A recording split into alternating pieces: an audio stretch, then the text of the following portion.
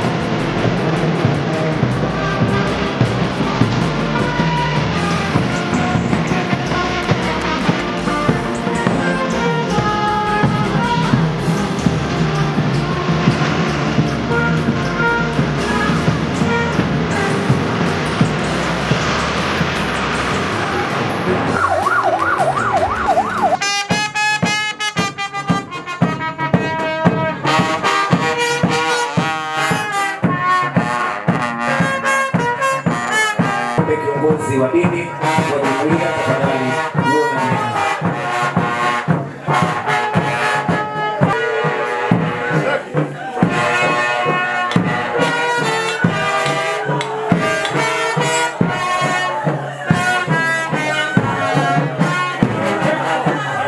Tunakuomba pia watazame hawa watumishi wako wanaomboleza, uwape nguvu za kuvumilia msiba huu kwa imani. Utujalie sisi sote tuliokutanika hapa tukutane siku moja na ndugu zetu mahali ambapo. Salamu Maria, umejaa neema, Bwana yu nawe, umebarikiwa kuliko wanawake wote, na Yesu mzao wa tumbo lako amebarikiwa. Maria mtakatifu, mama wa Mungu, utuombee sisi wakosefu, sasa na saa ya kufa kwetu. Atukuzwe Baba na Mwana Roho Mtakatifu, kama mwanzo, sasa, siku zote na milele. Amin. Wilbrod Rugaenda, uliyependa kumwita kwako kutoka ulimwengu huu, ili ukishafunguliwa kifungo cha dhambi zote ajaliwe raha na mwanga wa milele.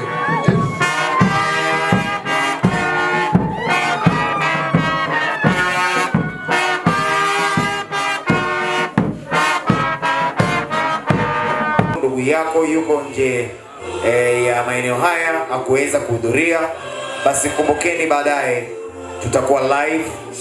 Shughuli yetu hii hapa, utaandika Bukoba Wadau kupitia YouTube, utakwenda kuangalia matukio ambayo yanakuwa yanaendelea.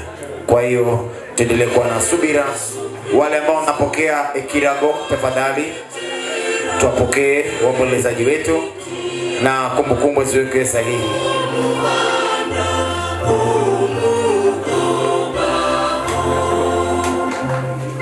Na mnapomaliza kuwakaribisha, basi wakirudi kutoka ndani, kwa sababu kule ndani hakuna nafasi, basi wakiwarudisha waonyeshe maeneo mahususi ya kukaa, ambapo watakaa kwa uzuri wakatulia, ili wasiamshwe baadaye. Kutokea pale kwa wanakwaya ni eneo la wakwe. Kama unaelekea makaburini, mkono wangu wa kushoto, ilo eneo ni mawageni walosindikiza mwili wa marehemu kutoka Mwanza mpaka hapa, wakiongozwa na staff wa JWT.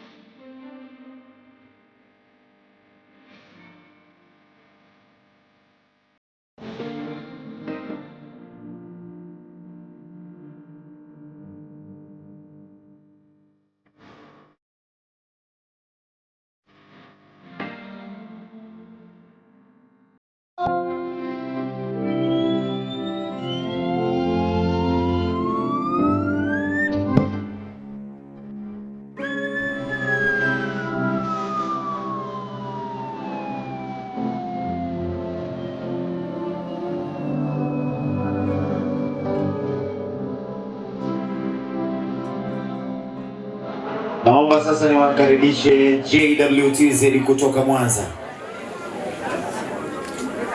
Jeshi la Wananchi Tanzania kutoka Mwanza, mwakilishi, karibu sana kiongozi.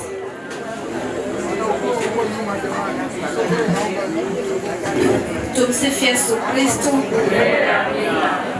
Nimesimama hapa kwa niaba ya kamanda kikosi wa kikosi cha Mwanza Transit Camp, kikosi cha usafirishaji.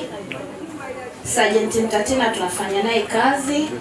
Tunatoa pole kwa niaba ya kamanda kikosi. Tuna pia rambirambi zetu tulishamkabidhi, lakini yote kwa yote tunaombea Mungu awatie faraja wanamzengo pamoja na wafiwa wote akiwemo mama pamoja na watoto. Asante sana kiongozi.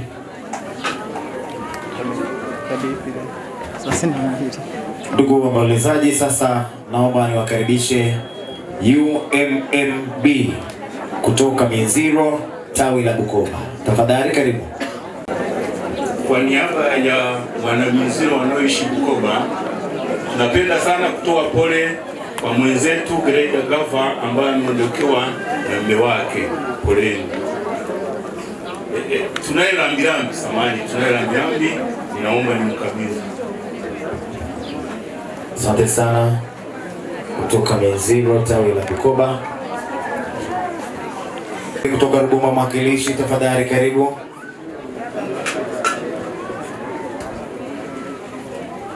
Marehemu alikuwa ni mwenyekiti wetu kwa zaidi ya miaka 20. Kwa hiyo kama utaratibu wetu ulivyo, rambirambi yetu hii tunamkabidhi mama wa familia. Asanteni.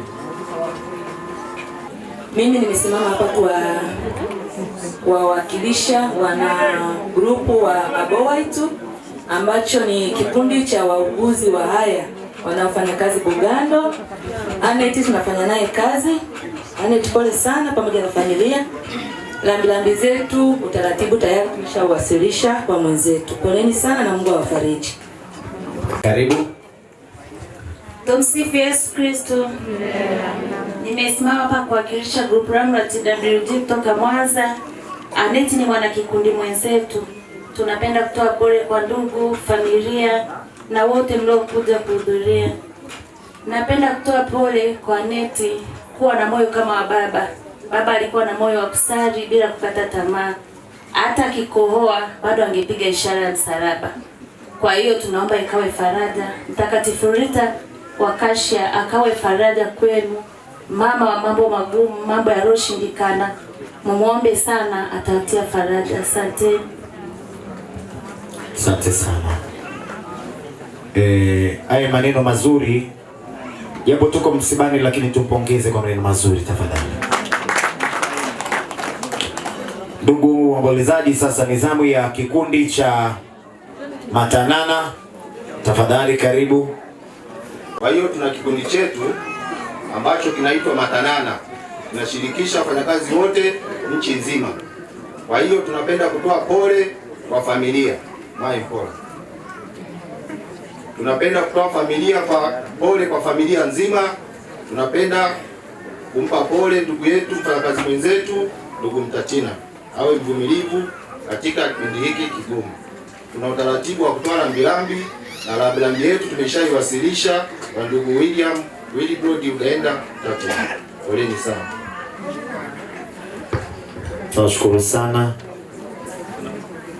Niombe sasa kile kikundi cha Changarawe. Karibu sana kwa ajili ya salamu za rambirambi. Kikundi cha Changarawe. Asalamu alaykum.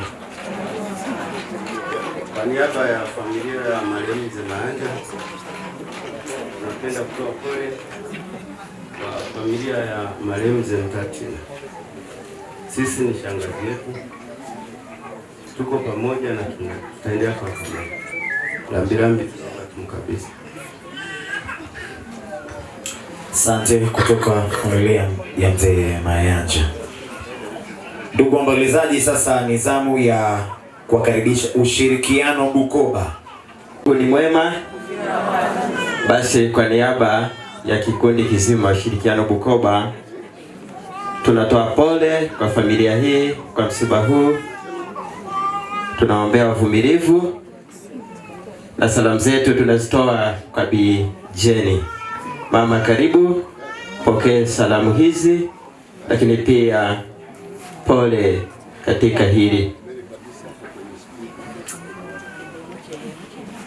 Mungu akutie nguvu. Pole sana.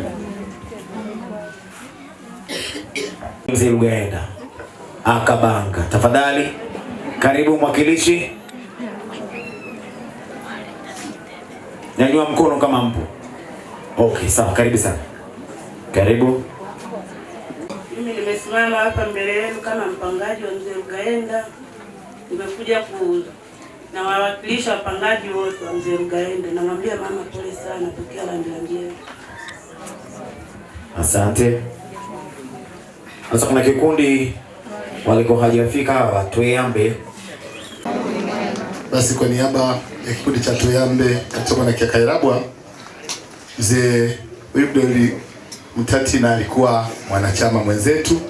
Kwa hiyo tunasikitika kwanza kwamba tumepoteza mwanachama mwenzetu ambaye alikuwa bega kwa bega nasi kwa matukio ya raha na shida. Mungu ampumzishe mahali pema peponi. Vile vile tunachukua fursa hii kuwapa pole sana wanafamilia kwa msiba huu mzito.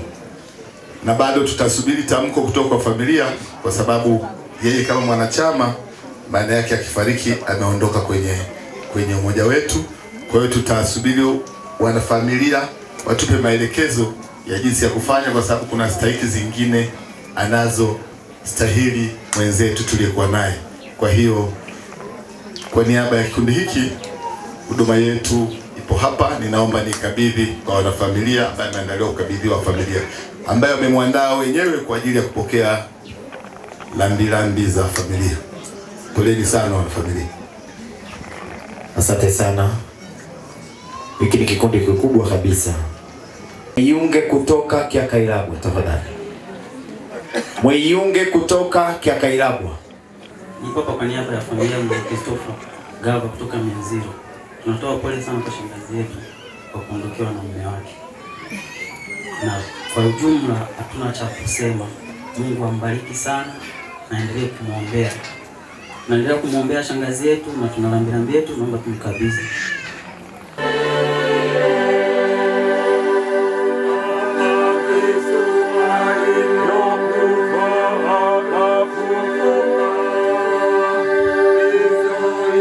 Lithibitishwe kwa njia ya Bwana wetu Yesu Kristo mwanao, anayeishi na kutawala naye katika umoja wa Roho Mtakatifu, Mungu milele na milele.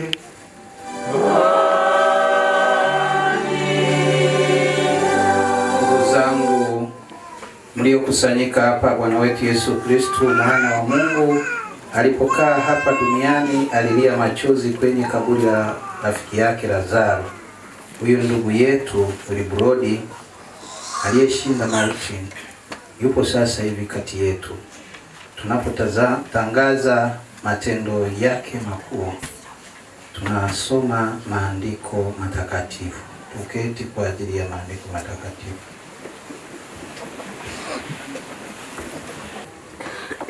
Somo katika kitabu cha hekima ya Suleiman. Roho zao wenye haki wamo mkononi mwa Mungu, wala maumivu hayatawagusa.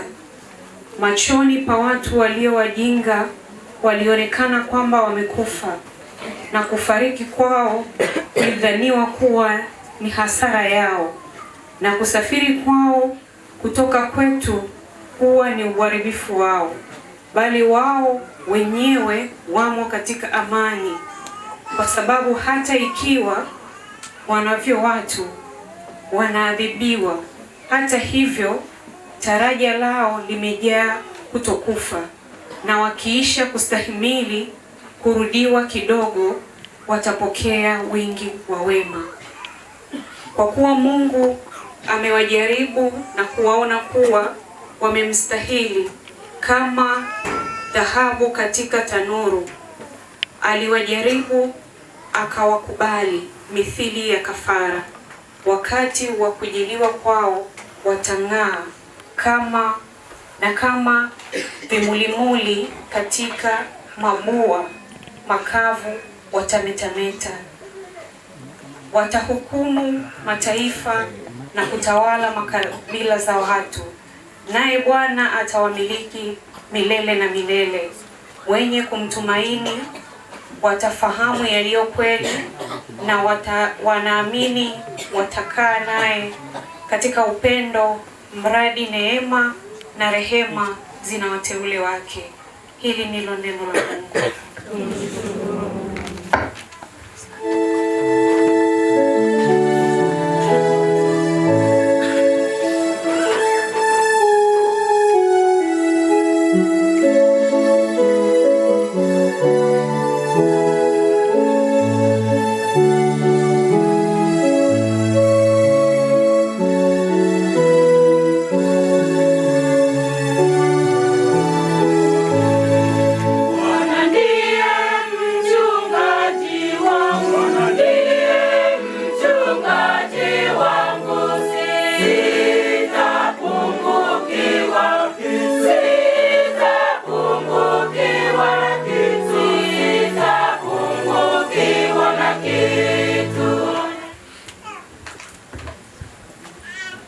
Somo la pili.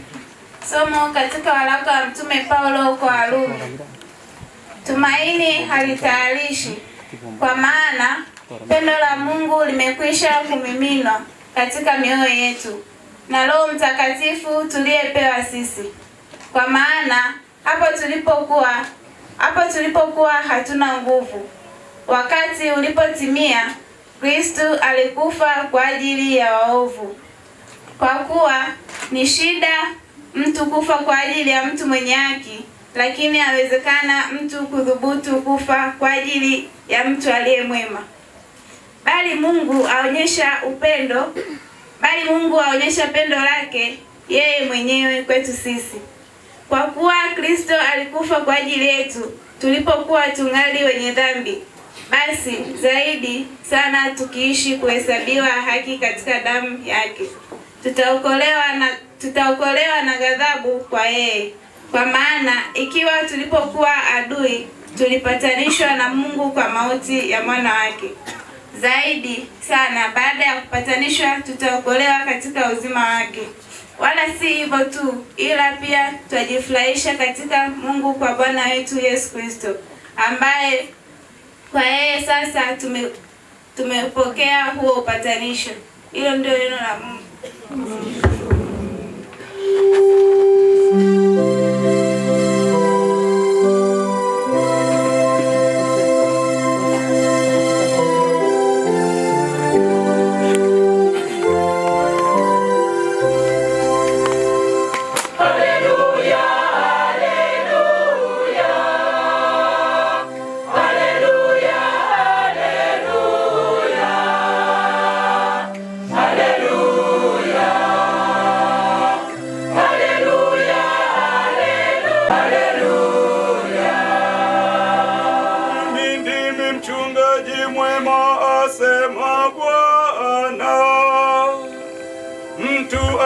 Kwa Baba ila kwa njia ya mimi.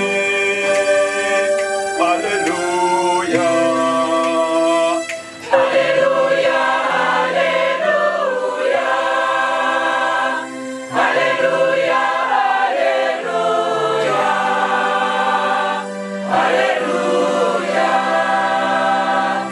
haleluya, haleluya,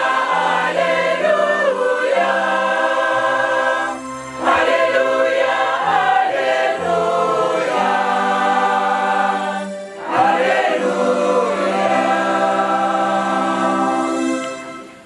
Bwana awe nanyi.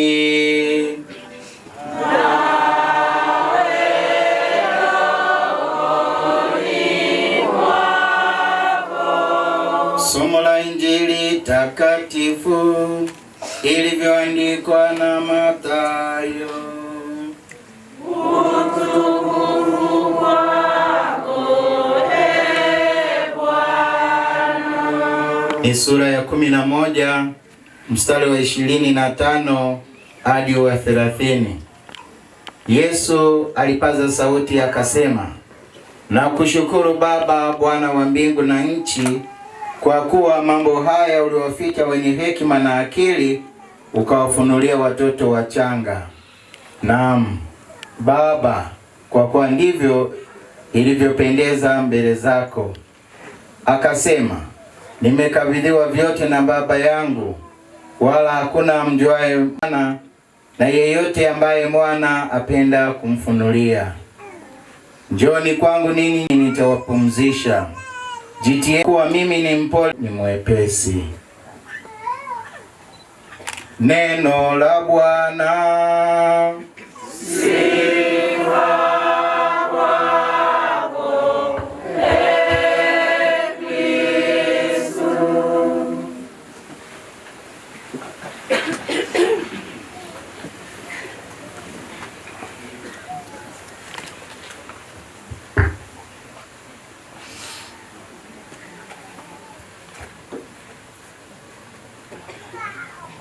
Wapendwa taifa la Mungu, tumekusanyika kwa ajili ya kumsindikiza baba yetu Mzee Wilbrod Rugaenda. Basi tunapomsindikiza, tumuombee safari yake iwe njema ya kuelekea kwa Baba, ambapo kila aliyeumbwa kwa sura na mfano wa Mwenyezi Mungu anategemea hiyo safari kupita. Ndio maana tunapokuwa hapa tujitahidi kwa watu wa kusindikiza kweli.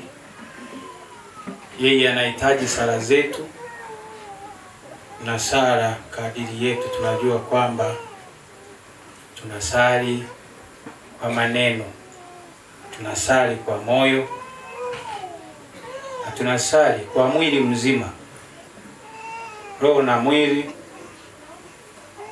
sauti tukizitoa, na yeye afurahi kwamba ndugu zangu wananisindikiza. Ili kundi sio kila siku linakuwepo hapa. Nafikiri inawezekana tumeliona ili hatutaliona tena hivi karibuni, na tusingeomba kuliona. Nategemea ampendi kuona kundi hili ikiwa lina malengo haya, kwa sababu hapa duniani ni pazuri. Asiyependa duniani kwanza hayupo, ni uongo. Wote tunapapenda hapa. Akisema kifo kije, wote mtakimbia, hakuna atakayebaki. Hata ninaowaona wazee inawezekana wakawa wa kwanza kutoka hapa. Kwa hiyo kifo akikimbiwi, hata ukienda wapi kitakukuta tu popote. Hata zinapotokea ajali, yawezekana wakati mwingine tulalamike, lakini si ajabu ilipangwa hiyo hivyo. Mungu ndiye anayejua mambo yote. Katika Injili tumesikia kwamba Yesu anamshukuru Mungu kwamba nakushukuru Baba, Bwana wa mbingu na nchi, kwa maana mambo haya uliwaficha wenye hekima na akili, ukawafunulia watoto wachanga. Sasa wengine humu wanaweza akatafasiri akaona kwamba ni watoto wachanga. Watoto wachanga ni wale watu ambao ni watu wazima kama sisi, lakini wako tayari kujishusha. Ndio watoto wachanga. Sasa wengine huwa waelewe. Anafikiria labda Injili inawahusu watoto wachanga, kwa namna ya kufikiri, kwa namna ya kumwitikia Mwenyezi Mungu. Hivyo tuishi kama watoto wachanga. Mtoto mdogo, mama yake akimaliza kumpiga kofi, baada ya dakika moja akimuita kwamba njoo, anakuja. Lakini wewe hapa, hata pale akikwambia hebu sogea huko, yaani haitatoka kichwani mpaka unakufa. Mimi padri kunidhalilisha mbele ya watu, kuniambia sogea huko, kuniambia simama, kwani mimi nilikuwa sioni kwamba napaswa kusimama? Sasa Wakristo mjitahidi. Nachojua hapa wengi ni Wakristo. Mjitahidi, kama ni kusimama usimame, kama ni kukaa ukae. Kwa kupiga magoti, nafikiri mazingira yaruhusu sana magoti. Mazingira nafikiri yaruhusu sana, lakini pale utakapokuwa ukaona kwamba ni muda wa magoti, piga magoti tu. Unajiandaa kwa ufalme wa mbinguni, unataka wanyenyekevu. Kama sio mnyenyekevu, mtajidai hapa kuwa kimya, lakini baada ya kumsindikiza baba hapa, vurugu zile zile. Tumsifu Yesu Kristo. Somo la pili mmelisikia? Kuna anayeweza akatuambia somo la pili limesemaje? Tumaini alitahayarishi. Sio alitayarishi, alitahayarishi, alidanganyi. Yaani wale wenye tumaini kwa Mungu, usifikiri umedanganyika. Uko kwenye njia iliyo njema. Watakwambia mengi kuhusu kwamba sijui nini, unasali nini, sijui wewe, hayo yote yavumilie. Tumaini alitahayarishi. Maana yake alidanganyi. Ndio maana tuna sala ya matumaini, sala ya mapendo, na sala gani nyingine? Ya imani. Wakatoliki mnasahau hata sala zenu. Tuna sala ya imani, matumaini na mapendo. Kwa hiyo sisi ambao tunatumaini kwenda mbinguni hatujadanganyika. Mwambie mwenzako kwamba hujadanganyika. Wale ambao wajasema tayari ndio hao wamedanganyika. Yaani kwanza kumugambira mtai wao kwamba hujadanganyika ndobono mzigo. Nimesikia kuna waliotoka Mwanza leo waende wamejifunza Kiaya na wenyewe waongee kidogo Kiaya. Sasa wameniambia ni harakisha. Sasa mahubiri mimi huwa nashindwa kuyakatisha. Mtajitahidi.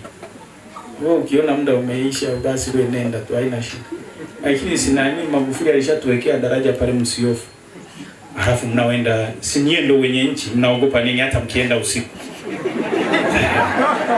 Yaani wote mna magwanda yenu. Kwanza ukitoka nje hata mimi hapa naogopa. Wala Msiofu. Hata mkiondoka saa moja nchi ni yenu. Sasa kama ni kwenda kula raha, uweze ukazila wakati tumemwacha baba hapa amelala. Inabidi niseme maneno aliyoniagiza leo. Naye yasema hapa nimeagizwa na huyu. Nilikuwa simfahamu lakini ameniagiza leo, amenifahamu. Si mzee ametuacha. Sasa nitasema wewe ulimuona wapi? Nimemuona kwenye picha. Nikaangalia nikaona hii sura inawezekana ni sura ambayo niliona nikiwa mdogo.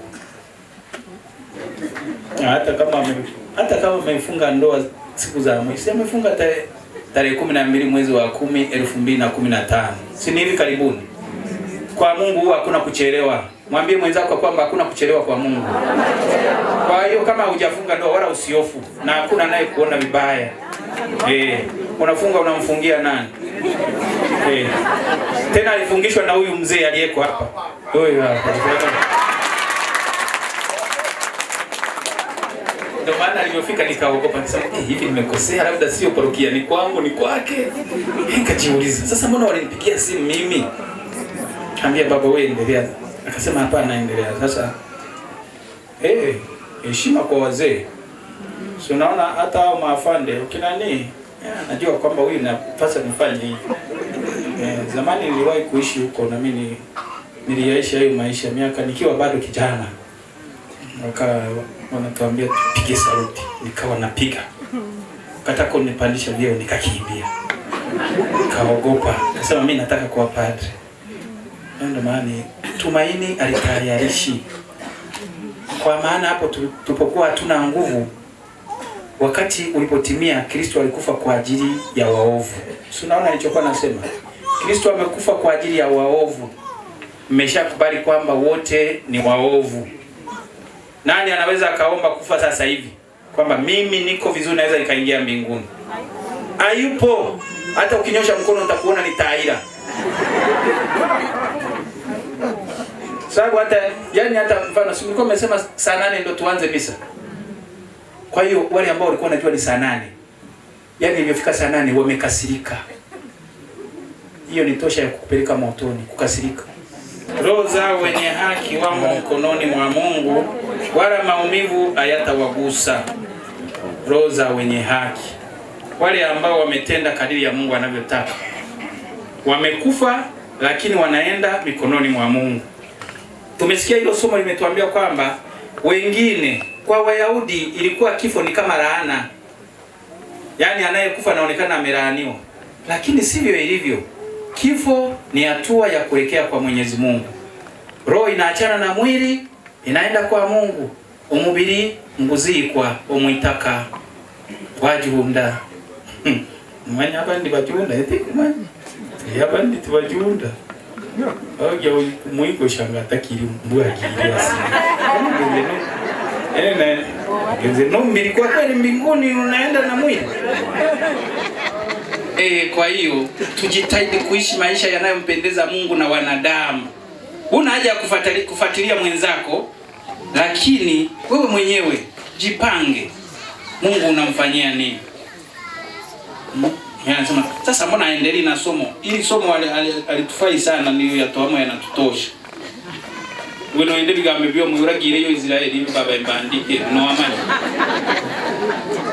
Na ndio maana nani Vatican tu walibadilisha wakasema sasa misa zianze kusaliwa kadiri ya mazingira.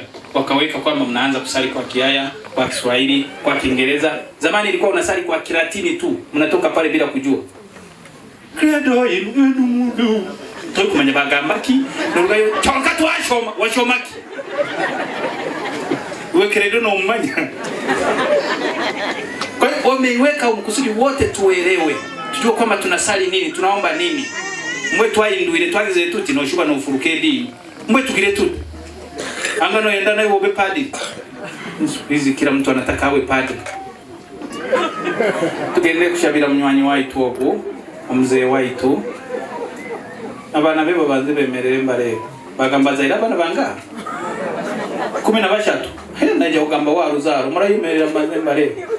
Imerera bana beti mukumwenda si kwa hiyo ni mwanga. Tiabazayi. Aya asante. Poleni. Na nienda ubampura. Mbwe mwakura. Mwasha na fadhareno nanye ndi yatima. Na ngumurancangira ko buyatima. Mama yuko. Mama upo? Ni wewe. Basi mbwe bakutunze. Ubu ya Rugaba inakutunza. Kwa hiyo nimebaki na kazi ya kumtunza mama. Kwa sababu mama ndo anajua wewe ni nani. Baba alikuwa anawajua lakini sio sana. Aliupadi liopaka Kinyenge sana bigambe. Baada liomoni ya Kinyenge sisi. Ngama Mswahili eti. Kwamba mama ndiye anajua mtoto huyu ni wa nani eti. Si mnajua hizo? Kina mama mna siri zenu mnayajua. Wajukuu sasa mwenzi baba yenu. Kama alikuwa mkorofi na nyinyi mwe wakorofi. Aya ketini. Mbona ni wachache lakini? Wajukuu ulisoma wangapi wewe uliyesoma na 32? 36. Bado ni wachache. Nyie ni wazembe. Amemnunulia gauni la 700,000. Sasa kama huko hapa ujue kwamba nilizipata. Graduation ilifanyika juzi, mimi mtatafuta ni wapi? Ni hapa hapa kwenye mazingira ya jirani hapa. Wewe ndio ushombele kabla hakura washubai. Wewe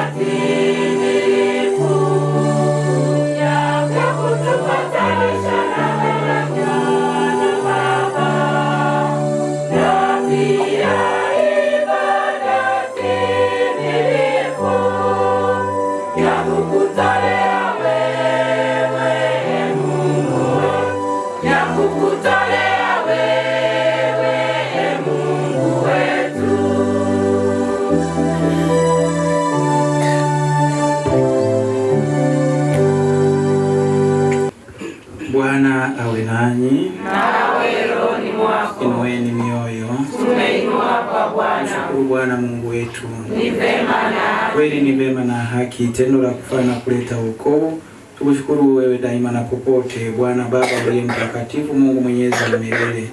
Ingawa tunastahili kufa, lakini unatuhurumia kwa neema yako, kwamba tukiisha kuangamia mbinguni tunakutukuza daima hapa duniani, tukusifu bila mwisho adhama yako kwa sauti kuu. Mtakatifu, mtakatifu, Bwana Mungu wa majeshi, mbingu na dunia zimejaa utukufu wako. Mkate akashukuru, akaumega na akawapa wafuasi wake akisema, twaeni mle nyote, huu ndio mwili wangu utakaotolewa kwa ajili yenu.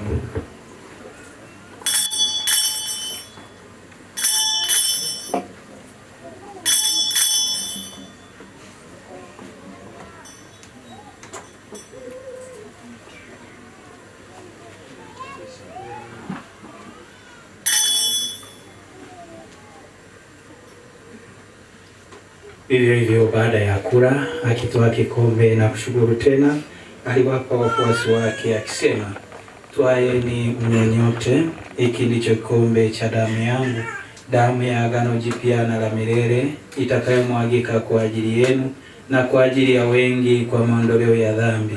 Fanyeni hivi kwa ukumbusho wangu.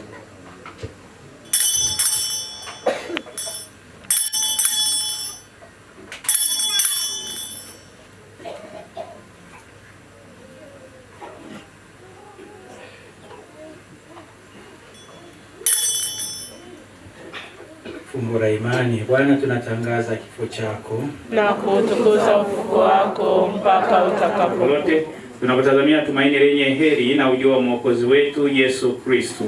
Kwa kuwa ufalme ni wako na nguvu na utukufu hata milele. Bwana Yesu Kristo uliwaambia mitume wako, amani na waachieni, amani yangu na wapa, usizitazame dhambi zetu ila tumani ya kanisa lako, upende kulijalia amani na kukusanya katika umoja kama ile mapenzi yako, unaishi na kutawala milele na milele. Amen. Amani ya Bwana iwe daima nanyi, na iwe rohoni mwako. Mwana kondoo wa Mungu, ondoaye dhambi za ulimwengu, utuhurumie. Mwana kondoo wa Mungu, ondoaye dhambi za ulimwengu, utuhurumie. Mwana kondoo wa Mungu, ondoaye dhambi za ulimwengu, tujalie amani. Sala ya kutamani. Roho yangu inakutamani Mungu wangu. Eliao walioalikwa kwenye karamu ya mwana kondoo. Ee Bwana, sistahili uingie kwangu, lakini sema neno tu na roho yangu itapona. Na damu ya Kristo litulinde tupate uzima wa milele. Amina.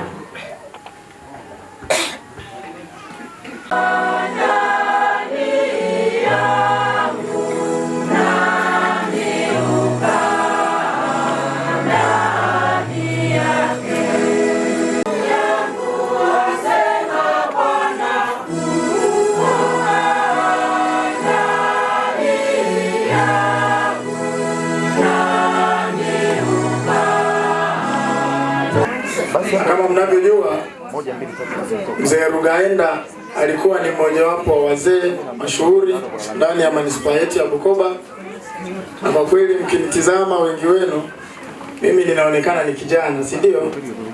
Lakini nataka mjue kwamba ukishakuwa meya wa manispaa ya Bukoba, moja kwa moja unakuwa ni mjumbe wa vikao vya wazee wote wa mji huu. Kwa hiyo nimekuja kutoa pole kwa wanafamilia, lakini kutokana na msiba huu wa mzee mwenzangu. Bwana Yesu asifiwe. Lakini jambo la pili, ndugu wana familia, msiba huu ninajua ni mzito. Father amehubiri maneno mazuri sana, lakini mimi sina maneno mazuri ya kusema ambayo yatakuwa faraja kwa wanafamilia. Labda neno moja alilisema Nelson Mandela, rais mstaafu wa South Africa, alipofungwa jela kwa miaka takriban 25, aliandika barua kwa mke wake kumtaarifu kwamba amefungwa. Na katika barua ile, moja ya ujumbe aliyousema, alisema kwamba hope is the powerful weapon even when all else is lost. Akimaanisha kwamba matumaini ndio silaha pekee yenye nguvu hata wakati kila kitu kimefanyeje? Kimepotea.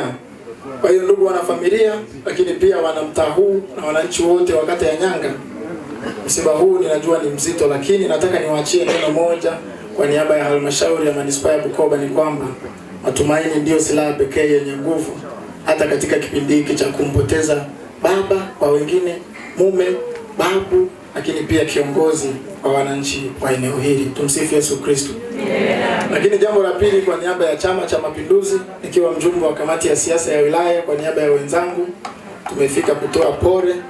Ninakushukuru sana baba padri, umesema ile kanuni namba 8 ya chama chetu kwamba nitaongea ukweli daima, fitina kwangu nini? Fitina kwangu mwiko.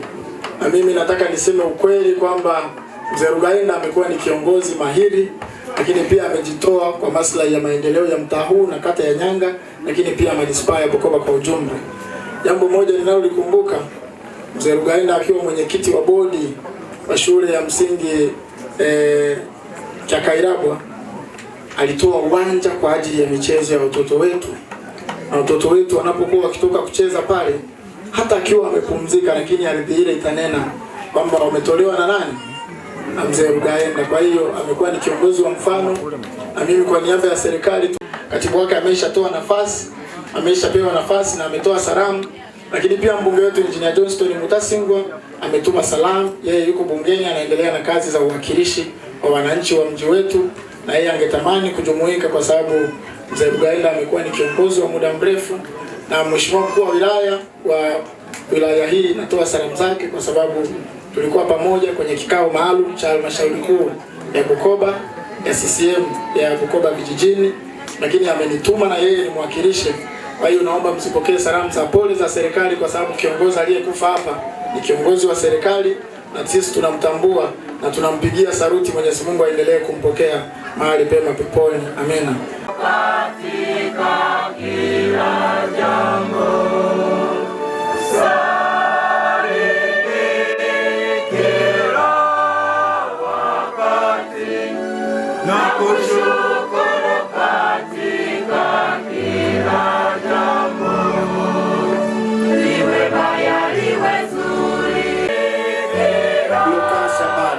tafadhali piteni kule mbele ili mji na mstari mmoja. Karibu kwa ajili ya kushuhudia tafadhali.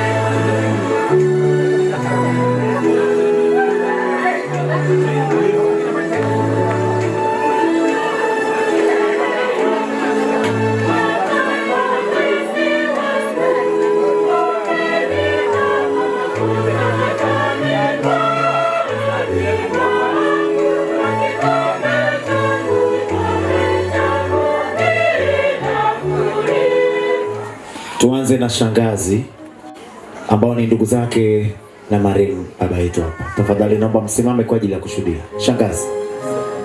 Shangazi wote tafadhali msimame.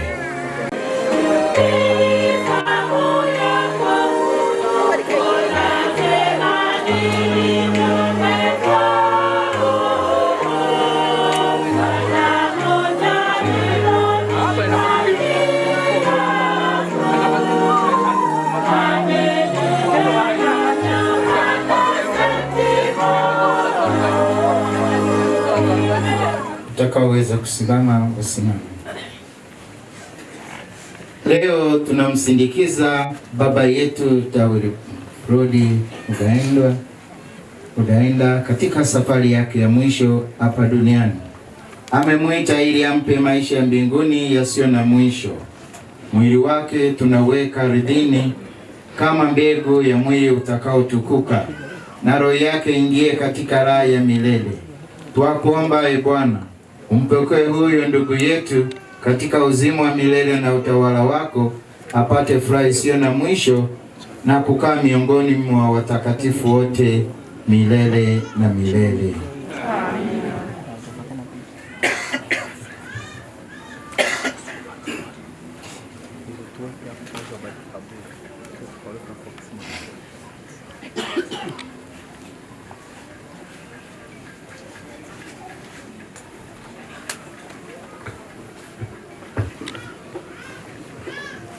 Sasa tumpeleke baba yetu makaburini, tuatumaini kuwa siku moja tutakutana naye katika uzima mpya.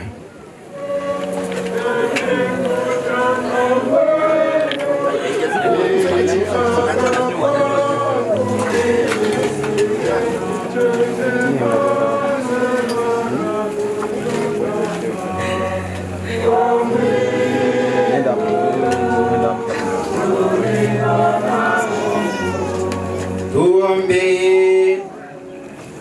Mungu, ulibariki kaburi hili, umweke na malaika wako mtakatifu alilinde, na huyu ambaye mwili wake utazikwa humu, roho yake ifurahi kwako mbinguni pamoja na watakatifu wako bila mwisho. Tunaomba kwa njia ya Kristo Bwana wetu.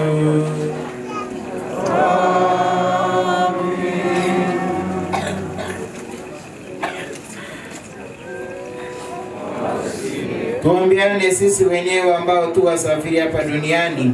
Mungu atuimarishe na kutudumisha katika utumishi wake mtakatifu. Mungu Mwenyezi, kwa imani tunasadiki kifo na ufufuko wa mwanao. Tunakuomba utujalie sisi na ndugu zetu marehemu tufufuke katika furaha.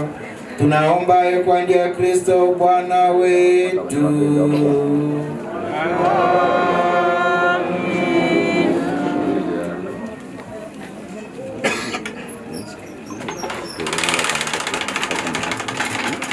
Mwenyezi Mungu Bwana ampokee katika amani yake, na mwili wake aufufue siku ya mwisho.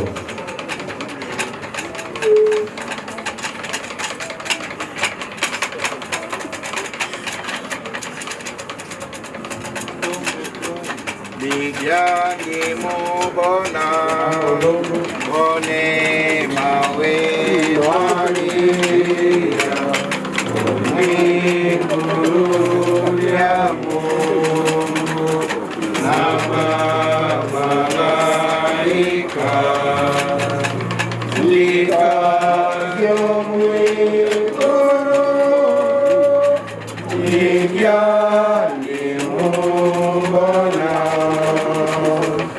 Tika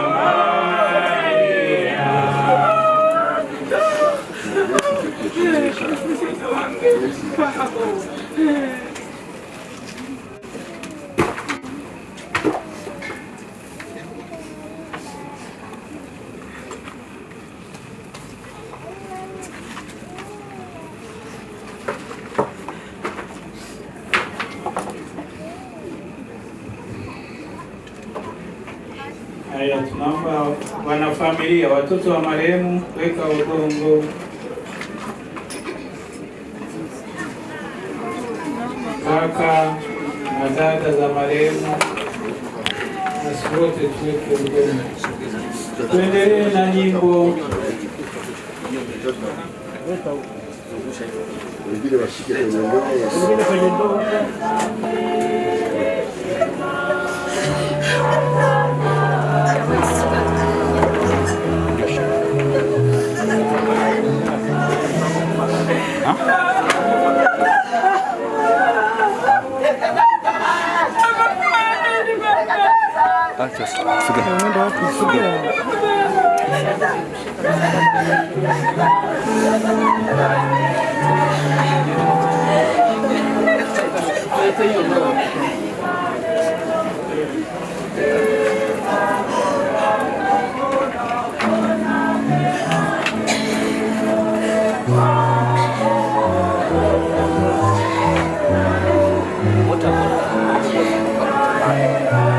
Kuliko wale wanaandaa viongozi wetu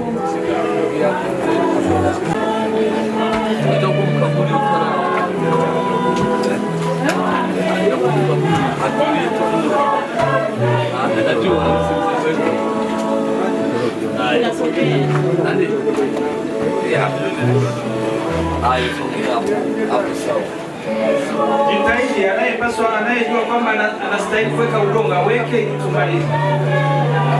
Tujue ni nani anastahili, wengine mnajistahilisha.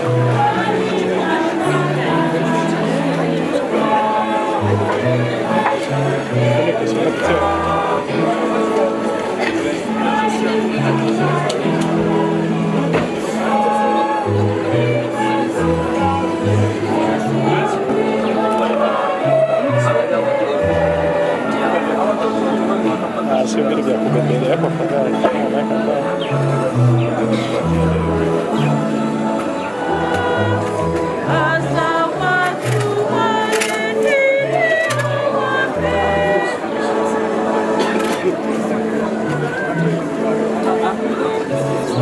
Basi niombe tusimame kwa ajili ya kuheshimu msalaba.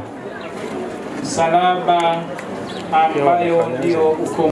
Mzee Wilbard Lugaenda, katika mazishi yake tunamkabidhi msalaba wa Bwana wetu Yesu Kristo iliyo bendera ya ushindi. Aliukumbatia msalaba wake miaka yote, sasa tunamkabidhi msalaba huu kama bendera ya ushindi. Huyu ambaye ametukomboa kwa msalaba akafufuka, vile vile naye amstahilishe kufufuka baada ya maisha yake hapa duniani. Ba Kristo le bendera o msalaba wa Yesu ni orufu no kurora biarwa na bia singangana singa musalaba ni wotushubiza muno bagumise abalungi baganila bafakare byaboneka bya Daudi bona Mungu alitwaza bantu muti singa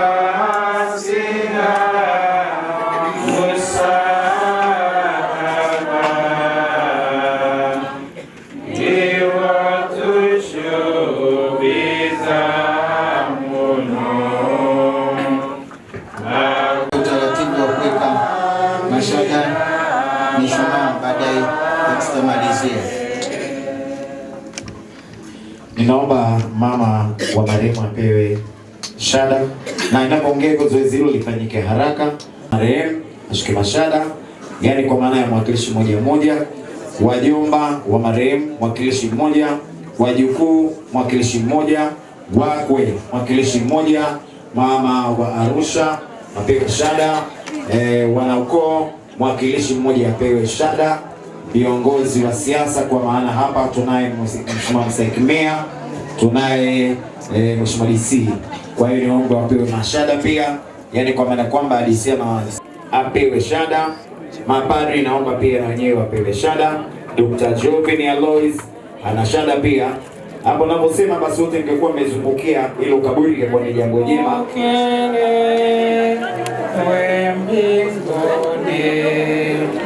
Weka kwa pamoja sasa. Kwenye makao ya Bwana.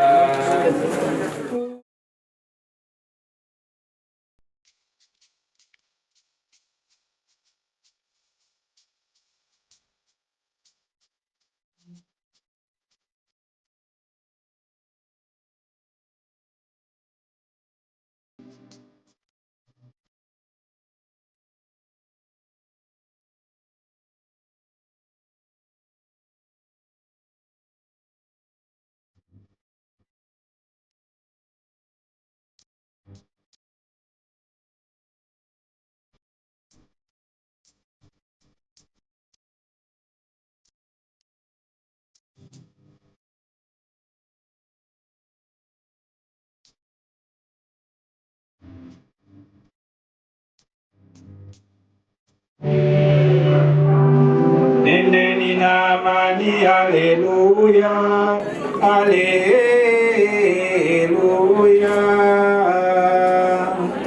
Tumshukuru Mungu, haleluya.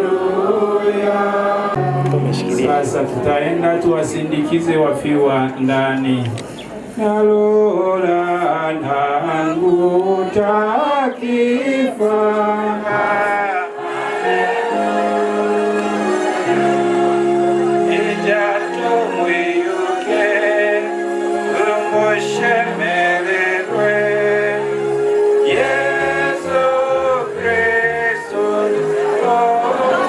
Tunashukuru sana waliotoka mikoa mbalimbali, tunawashukuru sana kwa umoja wenu. Taasisi za serikali tunashukuru sana. Mheshimiwa Afande mkuu wa wilaya, tunakushukuru sana kwa kuja kujumuika na sisi na viongozi wengine wa kiserikali na kisiasa. Tunawashukuru sana. Tunamshukuru mdogo wetu, mtoto wa shangazi Elide, anaitwa Elisha.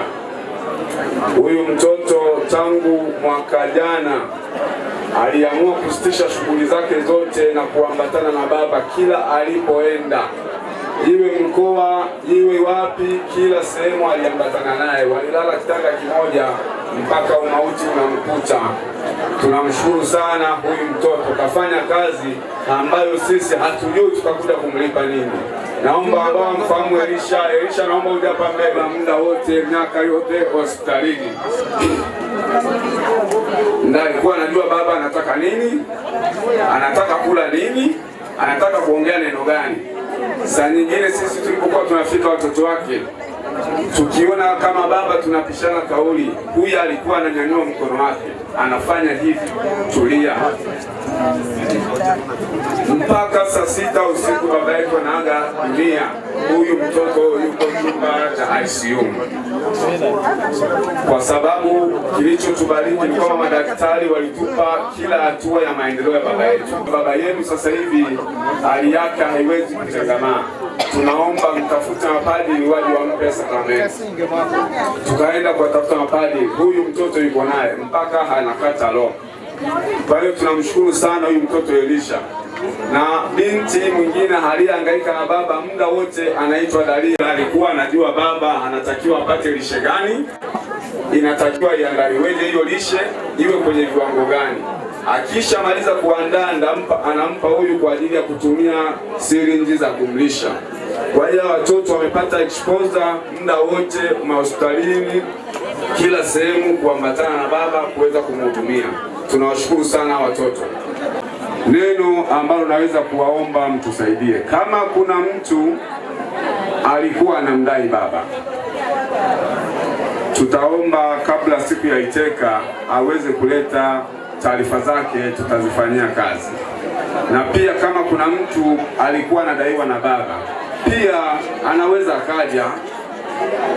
Na jambo lingine, kama kuna mtu mwenye neno la siri la baba, kama kuna mtu mwenye neno la siri la baba, sisi tupo, msiba unaendelea hapa. Siku ya Iteka ni Jumatatu. Mara baada ya kusema hayo, na washukuruni sana, tuendelee kuwa na moyo huu, tuwe pamoja. Tunawashukuru, kamati za maandalizi zimefanya kazi ya ziada, hatukuwepo.